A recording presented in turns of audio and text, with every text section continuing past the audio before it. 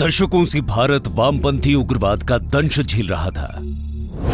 उग्रवादियों द्वारा देश के विभिन्न हिस्सों में शांति भंग करने की कोशिश जारी थी।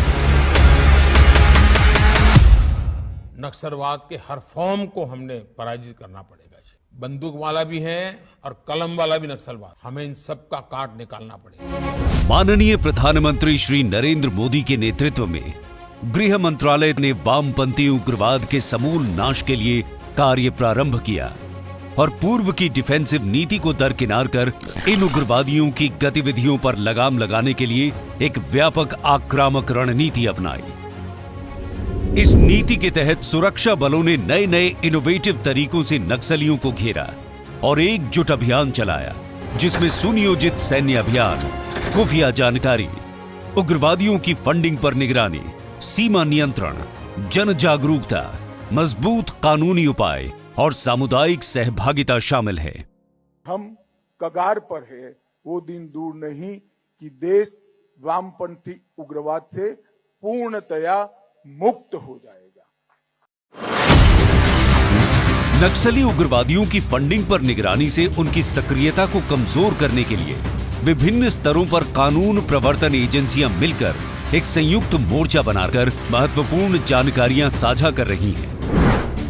इसके साथ ही नक्सली फंडिंग चैनलों को रोकने के प्रयास में समन्वय के लिए प्रवर्तन एजेंसियों, वित्तीय संस्थानों और अंतर्राष्ट्रीय भागीदारों के साथ मिलकर काम किया जा रहा है। उग्रवादी पैटर्न, विसंगतियों और वित्त पोषण के संभावित स्रोतों की पहचान के लिए एकत्र किए गए डेटा का सावधानी पूर्वक विश्लेषण किया जा रहा है। इस प्रक्रिया का उद्देश्य उग्रवादी वित्तीय नेटवर्क को बाधित करना और वित्त पोषक पर कानूनी कार्रवाई करना है। केंद्र ने प्रभावित राज्यों के सरकारों के साथ समन्वय में सुधार करने के लिए कई सफल पहल की है।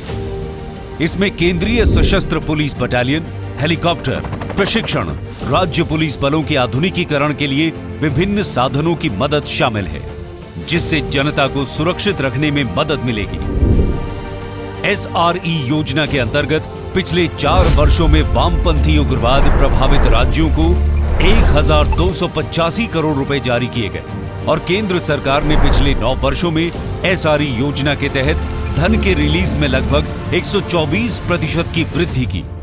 साथ ही केंद्रीय एजेंसियों को 4 वर्षों में 73 करोड़ कैंप इंफ्रास्ट्रक्चर के लिए और 6 अस्पतालों के उन्नयन के लिए 12 करोड़ 6 लाख की सहायता मिली है।